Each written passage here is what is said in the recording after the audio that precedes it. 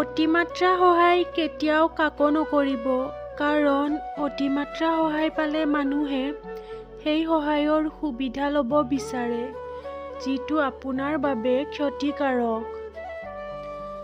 মোক বেয়া পোৱা মানুহৰ সংখ্যা বহুত বেছি, কাৰণ মই অভিনয় কৰিব নাজানো। সেইজন ব্যক্তিয়েহে জীৱনত জয়ী হ'ব পাৰে, যিয়ে ভাল সময়তো নিজক ভালে ৰাখে আৰু বেয়া সময়তো নিজক ভালে ৰখাৰ দক্ষতা থাকে। যিমানেই মানুহ চিনি পাব, সিমানেই অকলে থাকিবলৈ মন যাব, আৰু আপুনি বুজিব যে নিসংগতাই কেতিয়াও কষ্ট নিদিয়ে।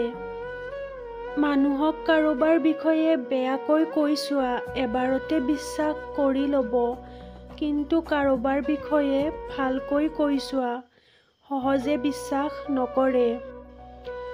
ইমান অহংকাৰ নকৰিব। আজি যাৰ আগত অহংকাৰ কৰিছে, কি ঠিক কাইলৈ তেওঁৰ ওচৰতেই সহায়ৰ হাত পাতিব লগা হয়। জীৱনটো আপোনাৰ জীৱনৰ চাবিকাঠি পাত কেতিয়াও আনৰ হাতলৈ গতাই নিদিব। যদিহে গতাই দিয়ে, পুতলা নাচৰ দৰে আপোনাক নচুৱাবলৈ সুযোগ পাব। জীৱনে কোনটো মুহূৰ্তত কাক কেতিয়া হহুৱাব আৰু কাক কেতিয়া কন্দুৱাব, সেয়া কোনেও নাজানে আৰু ক'ব নোৱাৰে।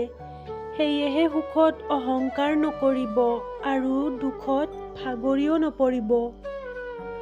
মনত ৰাখিবা, ভুৱা মানুহৰ মিঠা কথাতকৈ প্ৰকৃত মানুহৰ খঙাল কথা বহুত ভাল। ভালে থাকিবলৈ বিলাসিতাৰ প্ৰয়োজন নহয়, প্ৰয়োজন হয় মাথো শান্তিৰ। বিলাসিতায়ো যে কেতিয়াও ভালে ৰাখিব নোৱাৰে, ইয়াৰ উদাহৰণ বহুত আছে, কিন্তু মানসিক শান্তিয়েহে যে ভালে ৰাখিব পাৰে সেয়া নিশ্চিত।